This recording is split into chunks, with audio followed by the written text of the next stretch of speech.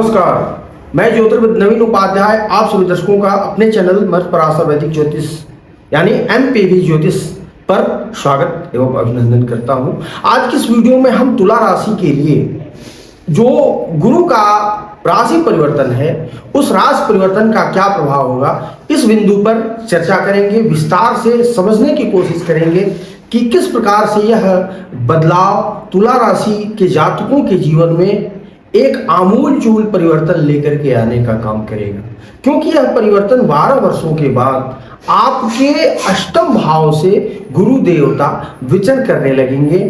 1 मई 2024 को ये वृष राशि यानी शुक्र की राशि वृष राशि में प्रवेश करेंगे और यह आपके अष्टम भाव से गोचर करने लगेंगे। तो इस चीज का इम्पैक्ट आपके जीवन में क्या देखने को मिलेगा, किस प्रकार से आपका जीवन प्रभावित होगा, सारी बातों का विवेचन इस वीडियो में करने की कोशिश करेंगे। कई बार आप लोगों ने सुना होगा कि जो ग्रह बुरे घर में चले जाते हैं वो बुरे हो जाते हैं। कई बार ऐसा भी होता है कि बुरे ग्रह में जाने वाला ग्रह, बुरे भाव में जाने वाला ग्रह भी अच्छे परिणाम देने का काम करता है और इसी को फलित ज्योतिष वैदिक ज्योतिष के अंतर्गत विपरीत राजयोग की कोटि में रखा जाता है। यानी कि अष्टम भाव एक वर्स्ट हाउस है, बुरा भाव है, तो यहाँ पर गुरु देवता चले गए तो इसका अर्थ यह नहीं है कि हमेशा आपको बुरा फल ही, बुरा परिणाम ही देने का काम करेंगे। यह छठे भाव के स्वामी हैं और अष्टम भाव में गए हुए हैं, तो कहीं ना कहीं आपके लिए शत्रु, रोग, ऋण, बाधा, परेशानियां और कठिनाइयों का अष्टम भाव यानी टेंशन डिप्रेशन के भाव में चला जाना ये आपके लिए अच्छा भी परिणाम लाने का काम कर सकता है। राशि के लिए गुरु देवता तृतीय भाव के स्वामी हैं और छठे भाव के स्वामी हैं, यानी 2 उपाच्य भावों के स्वामी यह अष्टम भाव में चले गए। अभी तक ये सप्तम भाव से विचरण कर रहे थे, तो सप्तम भाव से विचरण करते हुए आपके लग्न अर्थात शरीर, सौष्ठव, आपकी पर्सनालिटी, आपका जो इंटरनल और एक्सटर्नल पर्सनालिटी है उसको प्रभावित करने का काम कर रहे थे। इसके साथ ही साथ आपके आत्मबल, आत्मविश्वास में अभिवृद्धि करने का काम कर रहे थे, क्योंकि यह खुद की राशि पर दृष्टिपात करते हुए यह आपके अंदर एक आत्मबल, आत्मविश्वास को लाने का काम भी कर रहे थे। इसके साथ साथ आपके 11 भाव पर दृष्टि डाल करके आपके लाभ और आपकी मनोकामना पूर्ति को भी प्रभावित करने का काम कर रहे थे। आप अपने परिश्रम से जो भी धन आप अर्जित करना चाहते थे, कहीं ना कहीं उसमें गुरु देवता आपको सहयोग कर रहे थे, आपको प्रोत्साहित कर रहे थे। आपके अंदर एक लगनशीलता इस समय बनी हुई थी, जिसका कि काफी अच्छा परिणाम आपको देखने को मिला गुरु देवता की कृपा प्रसाद के माध्यम से।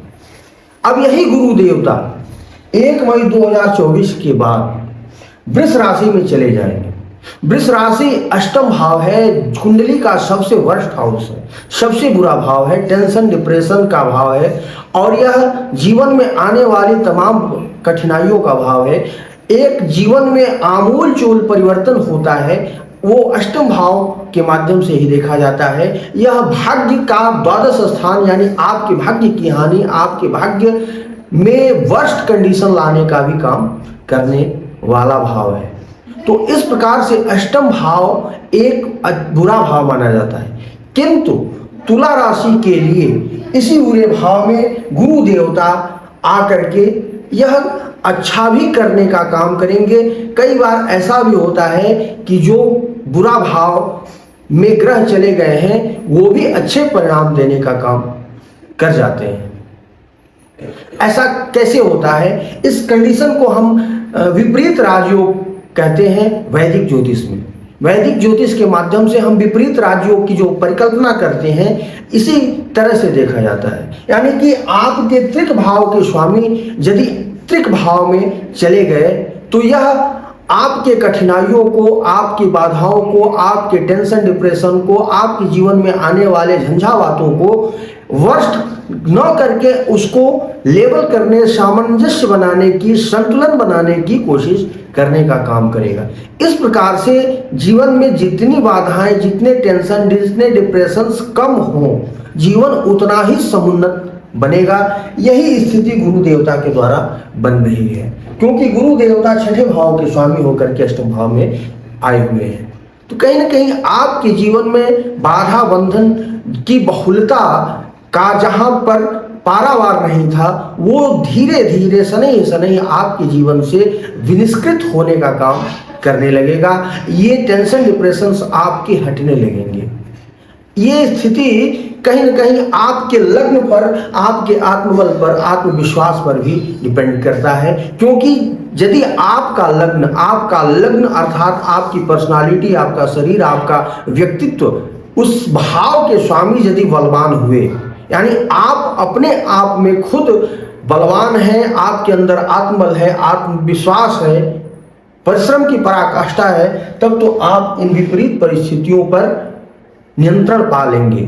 किंतु यदि आपके लग्न के स्वामी थोड़े से कमजोर हो गए, तो कमजोर व्यक्ति ज्यादा कठिनाइयों पर विजय प्राप्त करने में अपने आप को सक्षम नहीं हो पाता है। तो दोनों स्थितियां हैं, आपके लग्न के स्वामी पर डिपेंड करता है कि ये गुरु देवता आपके लिए अच्छे परिणाम देने वाले होंगे अथवा आपके लिए सामान्य और अशुभ परिणाम देंगे।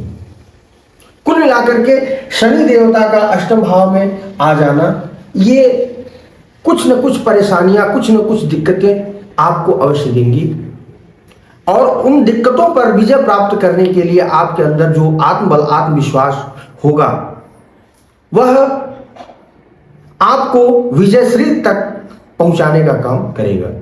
गुरु देवता की दृष्टि द्वादश स्थान पर जाएगी, तो इस अवधि में विदेश यात्रा के सुंदर योग बन रहे हैं। अर्थात जो व्यक्ति विदेश जाने की कोशिश कर रहे हैं, चाह रहे हैं, उनके लिए बहुत सुंदर योग बन करके आएगा, और विदेश जाने का सुंदर चांस आपको इस अवधि में देखने को मिलेगा। आप जो भी इन्वेस्टमेंट किए हुए हैं पहले से, उस इन्वेस्टमेंट से आपके लिए लाभ के अवसर बन करके आएंगे। एक्सपोर्ट इंपोर्ट के जो कार्य आप कर रखे हैं, उस एक्सपोर्ट इंपोर्ट के कार्य से भी आपको लाभ देखने को मिल सकता है। तो इस प्रकार से एक चीज और है, व्यय स्थान है, तो कहीं ना कहीं गुरु देवता व्यय स्थान पर दृष्टिपात करते हुए आपके खर्च को बढ़ा सकते हैं।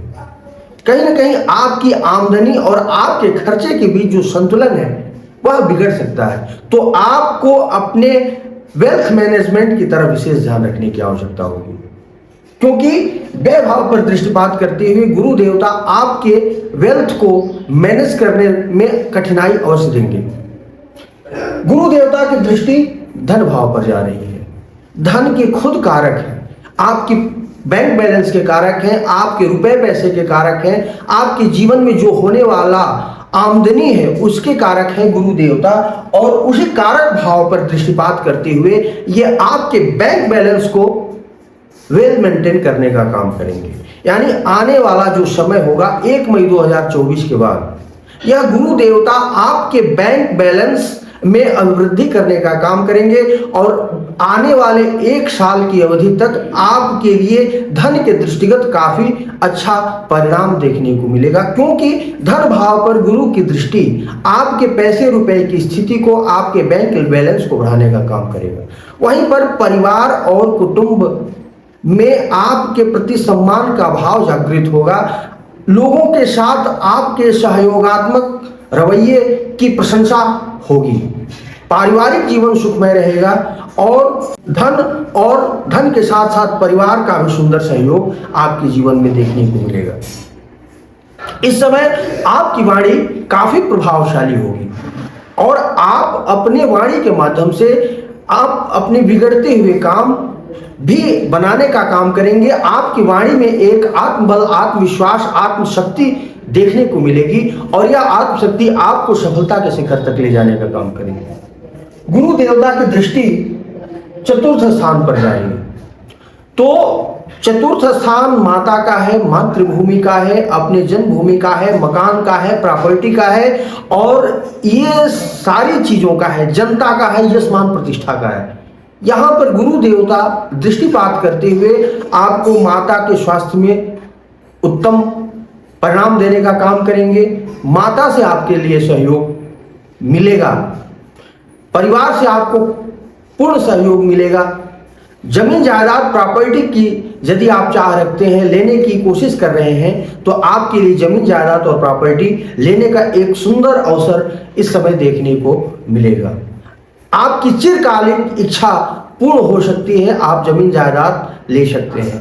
प्रॉपर्टी पर यदि आप निवेश करते हैं वो आपके लिए लाभ का सौदा होगा। आप जनता के बीच में रहते हैं, उनसे जुड़े हुए कार्य करते हैं, तो आपके यश मान और प्रतिष्ठा में अभिवृद्धि होगी।